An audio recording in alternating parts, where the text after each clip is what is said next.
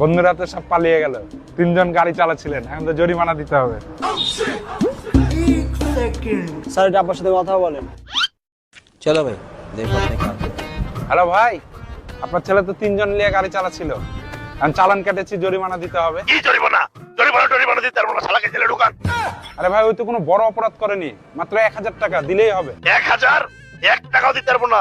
এমনিতে কয়েকদিন আগে শালাকে 1100 টাকা দামের একটা ফোন কিনে দিলাম। শালা বেয়াদবকে জেলে ঢুকান। আরে ভাইজান, ওই তো আপনারই ছেলে, এবারকার মতো ক্ষমা করে দেন। আর টাকা ওটা আমার ছেলেই না, ওই শালাকে আমি সম্পত্তি থেকে বেদখল করেছি। হয় আপনি পুষেন, নাহলে শালাকে জেলে ঢুকান। ভাই শুনেন শুনেন শুনেন। স্যার আব্বা কি আসছে? বাবা, তুমি যাও, ভালো করে পড়াশোনা করো, তোমার কোনো জরিমানা দিতে হবে না। যাও। रुको जरा सबर करो।